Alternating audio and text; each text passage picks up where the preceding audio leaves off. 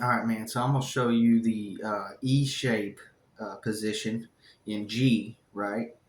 So if you know your E chord down here, and then you take this finger off, you get E minor.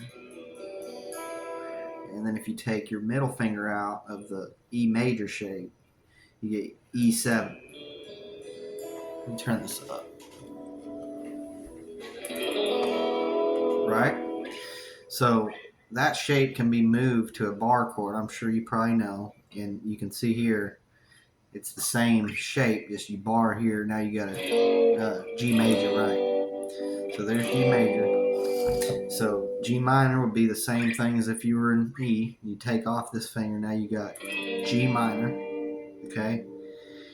And then if you take out this finger, you have G7. And that's G dominant 7. There's three different types of 7 chords, but for now we're just going to learn dominant 7. There's your 7. Okay. So moving on to the major arpeggio, right? We'll start with major, I'll go to minor, then I'll go to dominant 7. So in this position, then I'll show you another video of, the next position, and they all link up. And that's what's cool, is you'll be able to see how you can just move around the neck in one key, and it could apply to any key. So, here's A, and then you got your shapes here, right? And the whole thing can be moved anywhere, depending on what key you're in. But here's G, right? G major.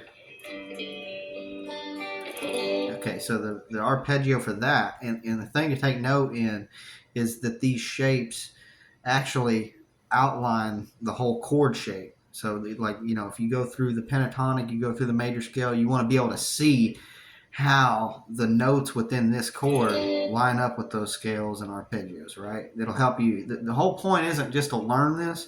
It just to think, okay, I know the arpeggio, I know this scale, I know. It's to see how you can get mileage out of each of the positions and make music out of each position, right?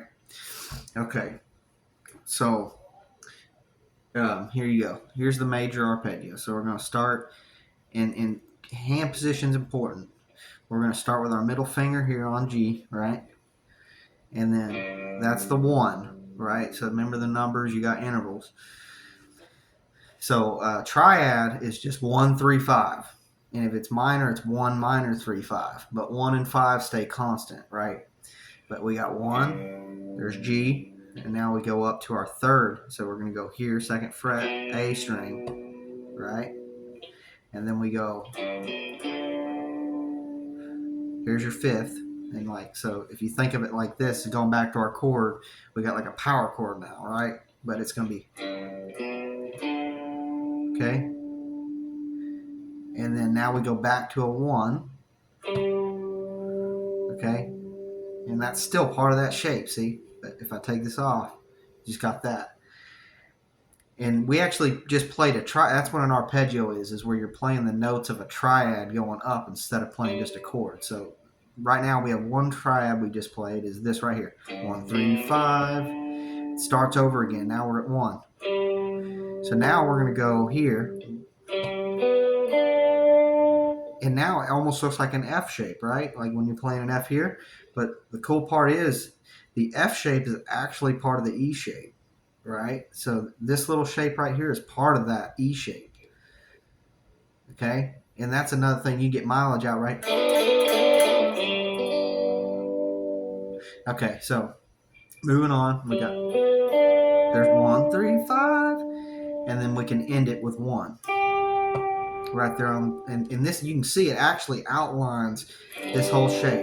So I'll play it all slow.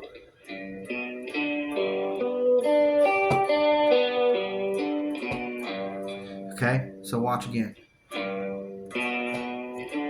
Pinky here. And now we're gonna go. Okay, wait. Middle finger on that 3rd. First finger on the B string. We end with the middle finger on the E string. Now we come back.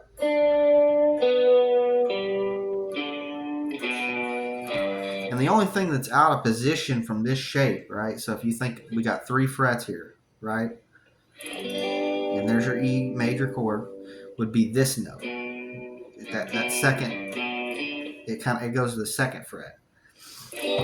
But that's okay because it's all within 4 frets, right? Okay.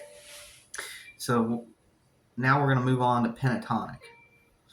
I'm going to cut this video out so that it doesn't mess up when I'm trying to send it.